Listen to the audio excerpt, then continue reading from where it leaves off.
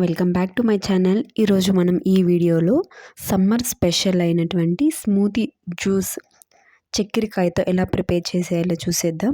మా సైడ్ ఈ కాయనైతే చక్కెరకాయ అని పిలుస్తాము. మరి మీరు ఎలా పిలుస్తారో కమెంట్ చేయండి.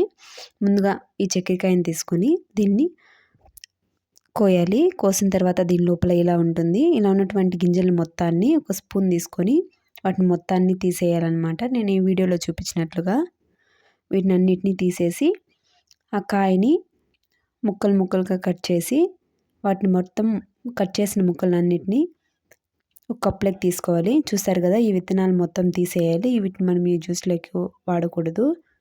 నేను వీడియోలో చూపించినట్లుగానే ఆ కాయని ఫస్ట్ పొడవుగా కోసి తర్వాత అందులో ఉన్నటువంటి కాయని ఇలా ఉప్పులుగా కట్ చేయాలి. ఇలా మీరు చూసినట్లయితే ఇలా చేసి ఈజీగా ఒకేసారి కొట్టేయచ్చు. నాకు ఇవన్నీ కలిపి ఒక కప్పు ముక్కలు అయ్యాయి. అలాగే ఒక మిక్సీ జార్ తీసుకుని అందులోకి ఒక కప్పు చక్కెరకాయ ముక్కలు, అలాగే హాఫ్ కప్పు షుగర్ తీసుకున్నాను. ఎందుకంటే ఈ కాయ అంత తీగ లేదు. ఒకవేళ మీరు తీసుకున్న కాయ కానీ తీగ ఉన్నట్లయితే షుగర్ని మీరు తగ్గించి తీసుకోండి. అలాగే ఒక కప్పు పాలను తీసుకున్నాను.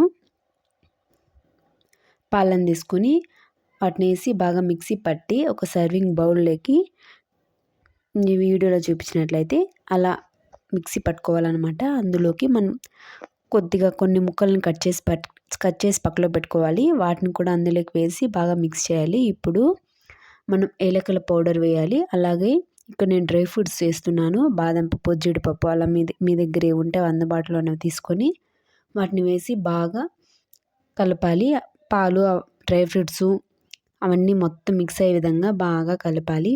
ఇలా కలిపిన దాన్ని మీరు ఒకవేళ ఇలాగే తీసుకోవాలనుకున్నట్లయితే ఇలాగే తీసుకొని సర్వ్ చేసుకుని తాగొచ్చు. లేదంటే మీరు కూల్గా కావాలంటే ఒక 15 మినిట్స్, ఒక హాఫ్ అన్ అవర్ ఫ్రిడ్జ్లో పెట్టి తర్వాత ఇప్పుడు తీసుకున్నట్లయితే ఇక్కడ నేనైతే ఫ్రిడ్జ్లో పెట్టి తీసుకున్నాను ఒక 15 మినిట్స్. దాన్ని మనం ఒక సర్వింగ్ గ్లాసులోకి తీసుకున్నట్లయితే మనకి టేస్టీ ఆ జ్యూసీ చక్కెరకాయతో జ్యూస్ రెడీ అయినట్లయితే ఒకసారి మీరు ట్రై చేసి చూడండి. సూపర్ టేస్ట్ ఉంటుంది. మీరు కూడా తయారు చేసి తాగి ఎలా ఉందో కమెంట్ చేసి చెప్పండి.